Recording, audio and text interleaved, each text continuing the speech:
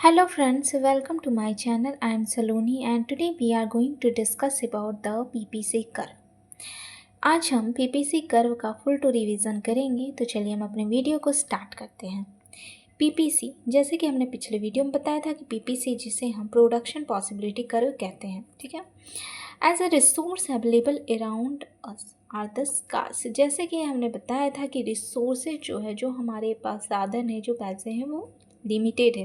We can not satisfy all of our need and want and even if all the resources in the economy are utilize in the best possible manner, ठीक है। तो हम लोग को ये समझना पड़ता है कि उस रिसोर्सेज को हम बेस्ट पॉसिबल यूज़ करें ताकि उस रिसोर्स का फुल टू यूटिलाइजेशन भी हो और हमारा जो सेटिस्फैक्शन है वो भी बैलेंस में रहें।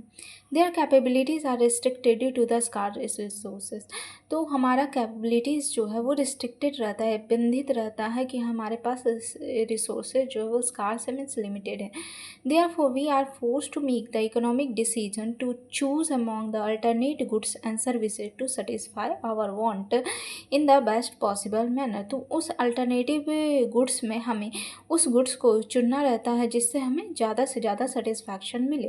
Hence, society has to decide what to produce out of the infinite possibilities। और प्रोडक्शन में हम बेसिकली प्रोडक्शन से रिलेटेड यूज़ को समझेंगे कि कौन कौन से हम रिसोर्सेज से, हमारे पैसे से हम किन किन चीज़ों को लें ताकि हमारा जो है full to utilization of resource हो। The graphical representation of this range is the possibilities is, मतलब जब हम इसे ग्राफिकल रिप्रेजेंटेशन के थ्रू जब हम इसे दर्शाते हैं तो इसे पीपीसी कर्व कहते हैं। और पीपीसी का एक अदर नाम भी होता है प्रोडक्शन पॉसिबिलिटी फ्रंटियर, भी इसे कहा जाता है पीपीएफ। अब इसे कर्व के थ्रू देखते हैं कि हमारे पास कमोडिटी एक्स है और कमोडिटी वाई है। तो ठीक है, कमोडिटी एक्स का हमें कितना लेना है, कमोडिटी बी का कितना लेना, कमोडिटी सी का कितना लेना। तो अगर हम इस रेंज में लेंगे तो हमारा full to utilization of resources होगा, ये अटेनेबल पॉइंट होता है। अगर हम ई पॉइंट में जाते हैं तो इसे हम ले ही नहीं सकते क्योंकि ये हमारे रेंज से बाहर चला गया है। अगर डी में जाते हैं तो ये अंडर यूटिलाइजेशन है, मीन्स इसे हम अगर लेते हैं तो हमारा जो रिसोर्स है उसको कम ही यूटिलाइज कर रहे हैं, तो हम इस पॉइंट पे जाएंगे।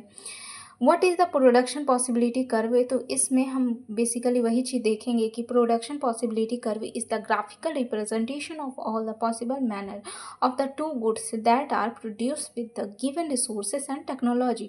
गिवन रिसोर्सेज और टेक्नोलॉजी को कैसे प्रोड्यूस करें ताकि हमारा पीपीसी जो है पीपीसी है फुल टू यूटिलाइजेशन हो। Simply put the PPC so the different combination of the two goods, इसमें बेसिकली दो ही गुड्स को हम कंसीडर करते हैं that an economy can produce, जो इकोनॉमी जो है प्रोड्यूस कर सकेगा by the fully utilizing the resources assuming a fix technology level. और इसमें टेक्नोलॉजी जो है वो फिक्स रहता है। अब इसके एजम्पशन की बात करें तो इसमें फिक्स रिसोर्सेज होता है कि हमारा रिसोर्स जो है वो फिक्स रहेगा। फिक्स टेक्नोलॉजी है, हमारा टेक्नोलॉजी भी हम फिक्स यूज़ करेंगे। फुल एम्प्लॉयमेंट ऑफ रिसोर्सेज, जैसा कि हमने बताया था कि जो भी हम रिसोर्स ले रहे हैं उसका फुल टू यूटिलाइजेशन होना चाहिए। टू गुड्स है, there are only two goods, जैसे कि हमने समझा था कि यहाँ पे ओनली टू गुड्स को हम कंसीडर करेंगे। अनइक्वल एफिशिएंसीज इन प्रोडक्शन, कि हमारा जो प्रोडक्शन का वो एफिशिएंसी है वो इक्वल नहीं है। मीन्स अगर अलग अलग आदमी है, सबका एफिशिएंसी अलग होता है, कोई किसी चीज़ में ज़्यादा कैपेबल होता है तो कोई किसी चीज़ में ज़्यादा कैपेबल होता है, तो वो अनइक्वल एफिशिएंसीज इन प्रोडक्शन में हम देखते हैं। ठीक है, आई होप आपका पीपीसी कर्व जो है वो अच्छे से क्लियर हो गया होगा। अब नेक्स्ट वीडियो में हम demand curve, law of demand, ये सबको अच्छे से क्लियर करेंगे कि लॉ ऑफ डिमांड क्या होता है, क्वांटिटी डिमांडेड क्या होती है, सभी को हम अच्छे से अपने नेक्स्ट वीडियो में क्लियर करेंगे। आई होप आपको ये वीडियो अच्छे से क्लियर हो गए होंगे और आपका सारा पॉइंट जो है वो क्लियर हो गया होगा।